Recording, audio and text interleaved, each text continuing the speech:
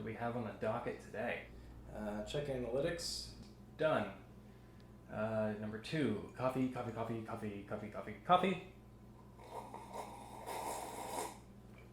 That's good stuff. Number 3, grapple with my lactose intolerance. I will allow that 20 minutes and nothing more. Number 4, watch an alleged pedo movie, review it, know you cannot win, and you cannot avoid pissing people off on either side of that debate. Oh, yes, of course, number 5, antagonize Crazy Rocky in his comment section.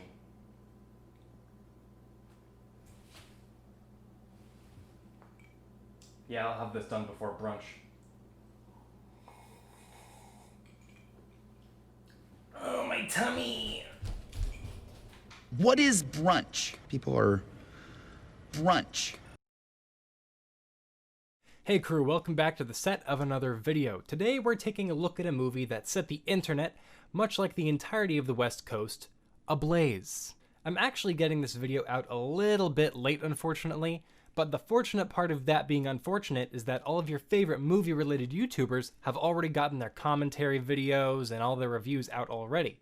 So luckily for me, I don't need to explain the controversies in too much detail, as I'm sure you are already well aware of the drama surrounding this movie and its streaming service. Let's just go ahead and bullet point the main events. Our disastrous tale begins where else but the year of 2020.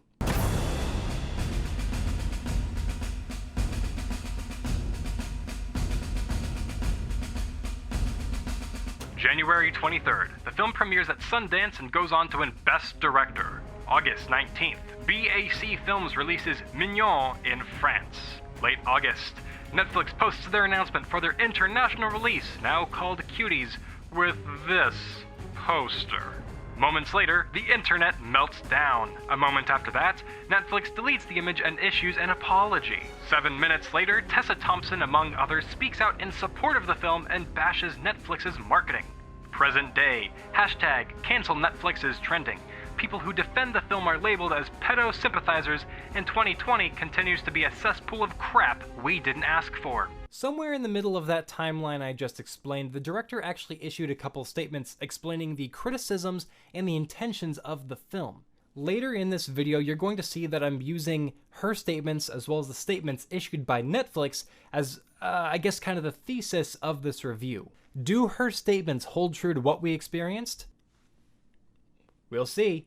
The main criticism of this film is that it overly sexualizes children, despite that being the very thing it condemns. Now, whether or not this is truly the case is something I will be discussing with a very special guest who will be intercut throughout this video. With that in mind, let's take a look at Twitter.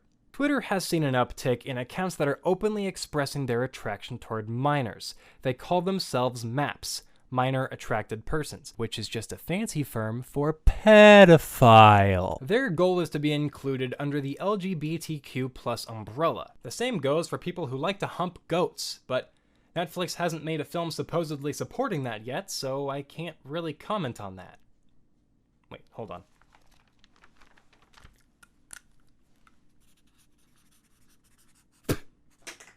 Yeah, I'm sorry, I just put that down in my 2020 Apocalypse Bingo. I'm definitely getting that one.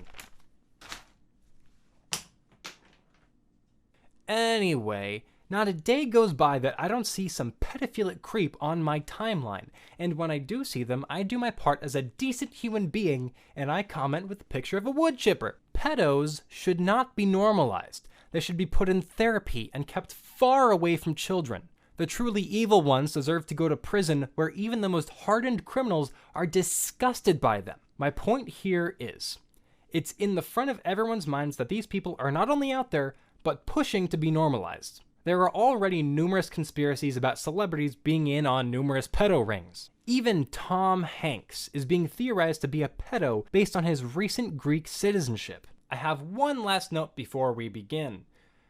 The feelings and reactions surrounding this film are, let's say, intense, to say the least. Conservatives are intentionally pushing a false narrative about a new Netflix film that actually denounces the hypersexualization of young girls. Now pushing, New York Times is helping, to normalize pedophilia. I'm sure there are some of you out there who would love to see me just rip this film apart, and trust me, I love ripping films apart. I do it every now and again. I'm a fraud. This whole thing is fake, except the Christmas tree, which is real. So these lights could easily combust and burn my house down with me inside of it. Which does sound better than watching Hellboy, but it would hurt a lot. But I am expecting bigger and better channels to do that very thing. So I'm going to handle this like a film that didn't start a firestorm so big it made the West Coast look like a candle by comparison. Did I mention that the West Coast is on fire? Because it is. I even had to reshoot this video, and by the time I reshot it, it was still on fire. It looks like freaking Blade Runner 2049 outside. Or Dune.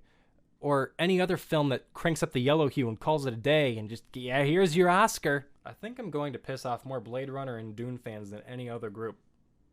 Just by that, like, one joke. Intercut throughout this review, you are going to be hearing my genuine initial reaction to seeing this film. There will be spoilers, so in case you care about that, you've been warned.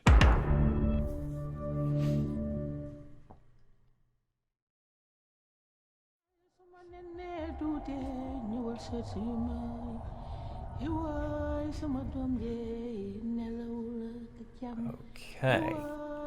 With any film that I watch, whether I hate it or whether I love it, I want to give credit where it's due. There are a handful of moments throughout this movie that I audibly admit that it was a well-directed moment, sequence, or scene. There's also a couple fun and inventive shots sprinkled throughout. Now I know you didn't click on my video so you could hear me talk about the filmmaking of Cuties. No, you want blood. You want to hear about how weird and perverted this film is. And trust me, I want to get to that part too. But to fully understand why this film does everything so wrong, we have to understand the central conflict of the film, the conflict that our main character Amy has found herself in. Amy comes from a religious family, and like most depictions of a family with deeply held beliefs, comes conservatism. Early on, we hear the spiel about women need to cover their bodies in order to avoid going to hell. Minutes later, Amy witnesses a girl her age dressed and dancing, provocatively, in a laundry room. So they set up the upbringing, and they immediately introduce you to the personification of the conflicting ideals. At this point in the film, I can confidently say I understood it. Not long after that, a subplot is introduced that rounds out the cultural and religious aspects hanging over this family's heads. It serves to explain the characters' existing distaste for the rules they are abiding by. Now that you have the basic context of the story, let's get to the reason why you clicked on this video. Creepy childhood sexualization. That was definitely, yep. They have a lot of likes. They're bitches called the Sweetie Swags. We're supposed to win the contest, but What? we can beat them. I'm gonna have to switch tabs again, aren't I? Hold on. I'm gonna pull up a new tab with, because that will definitely be easier to explain. I've seen arguments that like these scenes are supposed to make you uncomfortable, but the problem is there's no like evil, there's no ill intent by any outside party, so this just feels like the filmmakers are just weird. While it is sprinkled throughout the entire runtime, I can't talk about only that without relating it to the director and Netflix's statements. A spokesperson from Netflix issued this statement. It's an award-winning film and a powerful story about the pressure young girls face on social media and from society more generally growing up. And we'd encourage anyone who cares about these important issues to watch the movie. Let's save that statement for a little bit later in the video. Right now I want to pose a question. Who is this film for? Who is the demographic? Now, you're going to hear two answers. One is actually from my good friend Crazy Rocky, who I got to watch this film. He hates me for it. And the second is actually the director. So let's see what Crazy Rocky has to say about who is this film for. I think they aimed it at kids. I really do. Like, I think it's aimed. The idea is it's supposed to be telling the adults about all the dangers of the shit. I feel like it's trying to tell kids, like, hey, maybe you shouldn't do this, but maybe you should allow yourself to be somewhat sexual, because that's the message that I got from it at the end, was like, hey, maybe don't go dance on a stage when you're 12 and twerk, but if you want to wear some slutty clothing, fuck it. Like, that's the message that I genuinely got from it, and I don't think that's what it was trying to portray, but I think it was they were trying to gear it towards adults. They failed miserably, and then it ended up being like a movie that's telling kids how to act, but it's not a good message, really. Now for the director's statement. I realize that the people who have started this controversy haven't yet seen the film. Netflix has apologized to the public and to myself. I'm hoping that these people will watch the movie now that it's out. I'm eager to see their reaction when they realize we're both on the same side of this fight against young children's hypersexualization. Based on the director's statement, my guess is that it's geared more toward adults, showing parents kind of the dangers that their kids can be subjected to on social media and in society. But if an adult watches this movie, more specifically a parent of a child, they're going to have two basic reactions to watching this film. One, they're going to take on the conservative view in which they are scared of sexual undertones like the family that the film portrays. The film shows the mother having a point in her parenting. She's angry with her daughter for what she's done, and I can't say I disagree with her, but this confused me as the film seems to take more of a stance against conservatism in a child's upbringing, while at the same time presenting a mother that I can't disagree with. Maybe that says more about me, but I think this is a conflicting message.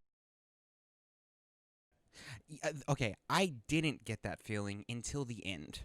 Because once at the end, she tries to come in there and, like, the mom tries to come in and, condemns the aunt for telling her to wear better clothing and to put on her dress and etc. That's when I was like, wait a minute, am I supposed to feel like this aunt is the bad guy here? Because, I mean, she kind of is, because she's letting herself be blinded by her culture, and they show, like, and they do show, like, the effects of the dad and the new wife coming in and all that, and the effects on the family due to that.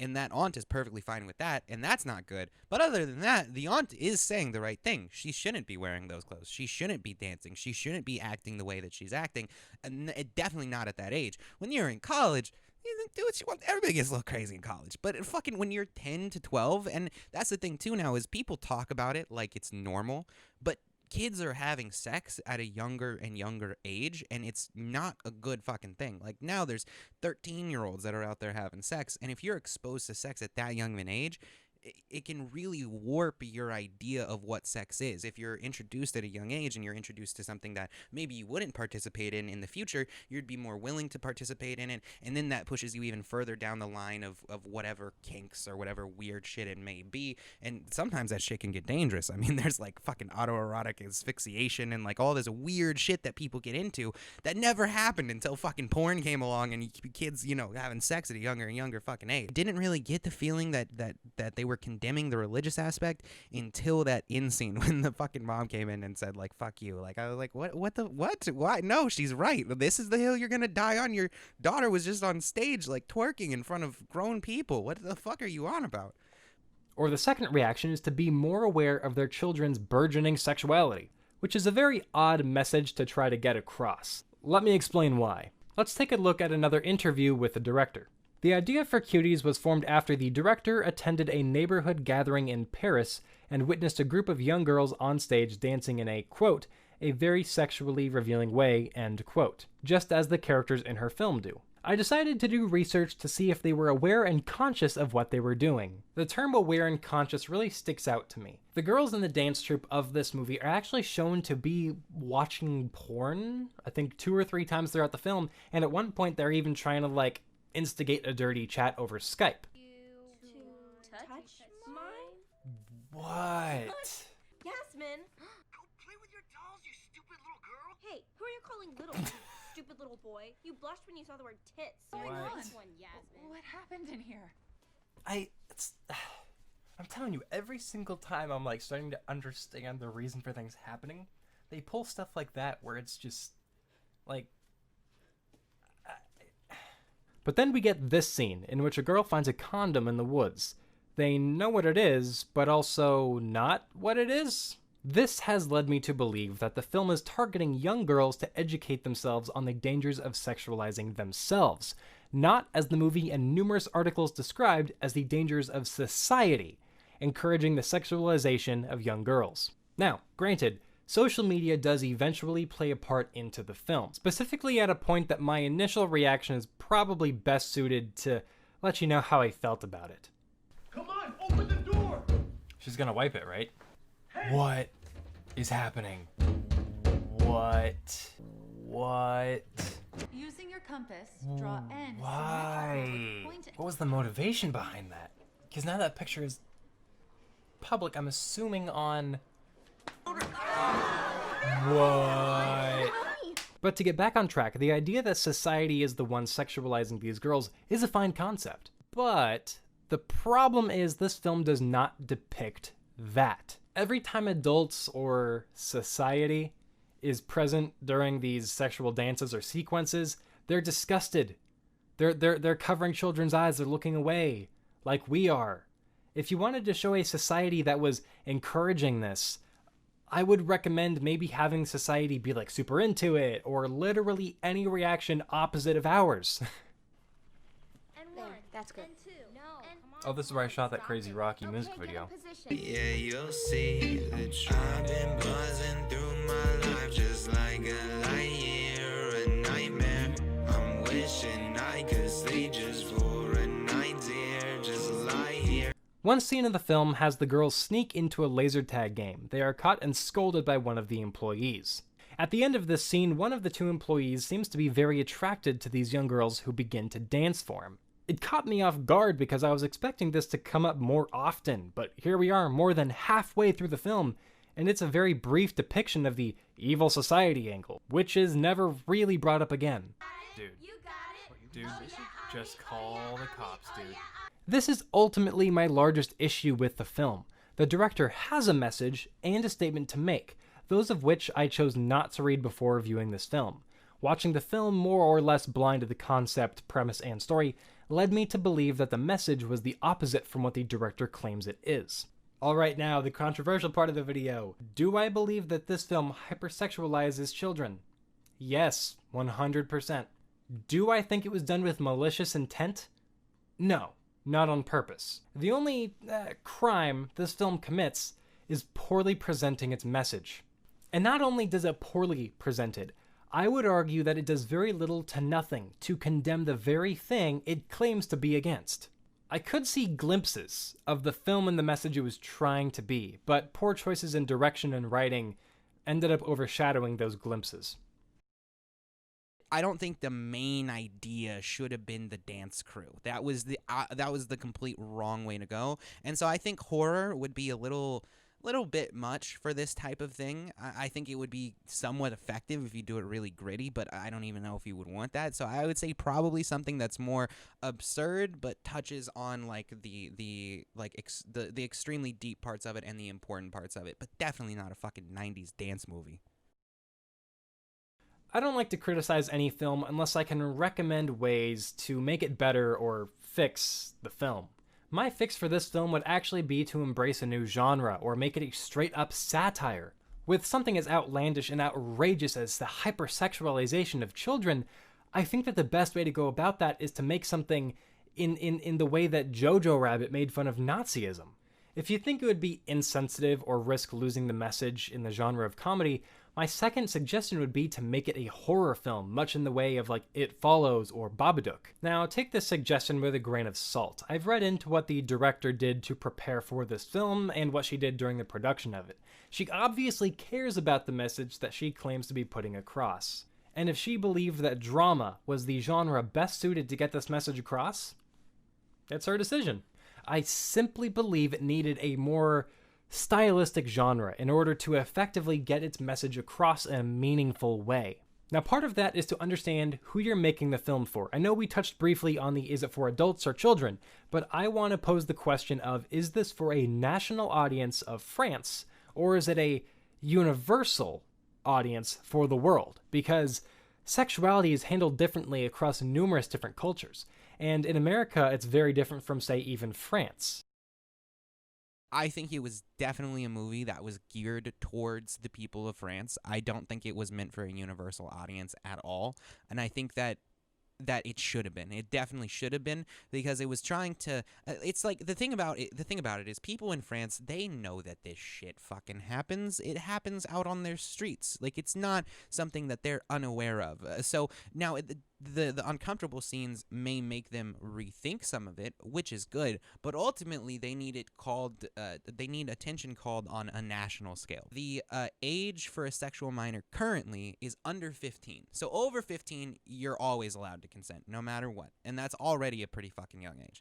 But it's been 15 since 1949. They've been debating on whether first off, again, if you're like 12, you could theoretically consent under their law. And there have been, cases where people have had sex with kids who are 12, 11, and then they've gotten off without any charges because they made the argument that the kid consented and the judge accepted that shit. So this has been an issue for an extremely long time. So the French people clearly are not willing to make any fucking strides on this. So this, I think, is something that needs to be at a universal scale and an international scale, but this film definitely did not do that. As we find ourselves at the end of this review, I want to give kind of my general statements on the film. People can believe that there are good intentions and a good message behind this film, but having a good message and presenting it clearly are two very different things, and that is where this film straight up fails. It's not even a terrible movie. I've seen far worse movies. It's competent, it's the direction is solid enough. It looks like a movie. Some of the character arcs are easy enough to follow for the most part. Would I watch it again? Heck no. And that's mainly because it's not very good either. Not terrible, not good. It's kind of the low end of the middle of the road, honestly. The writing and directing felt uneven and inconsistent, not very skilled, and ultimately the failure to handle such a controversial topic really kills the film. I can't say I'm looking forward to any of her next films, but at the same time, I don't want her to completely disappear from filmmaking. Unless all of her films end up being controversial and misguided and just a butchering of important topics like this one was, then I really wouldn't lose any sleep over her fate as a storyteller. Now, I hope that whether you wanted me to hate or love the film, you found my analysis, fresh and interesting.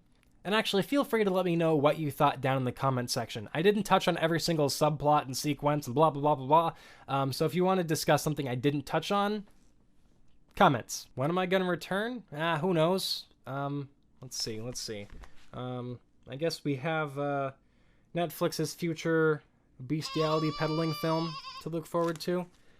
So I guess I'll be back for that. Anyway, thank you so much for watching. I took a little bit of a gamble putting this video on my Cinema Jacket channel, because up to this point it was only ever short films and other kind of music video stuff. But don't worry, this channel isn't going to become like every other channel. The only thing that will ever be on here is film video projects like the music videos, and then film analysis like this. And hopefully we'll get better and all that fun stuff. So without further ado, that's a wrap.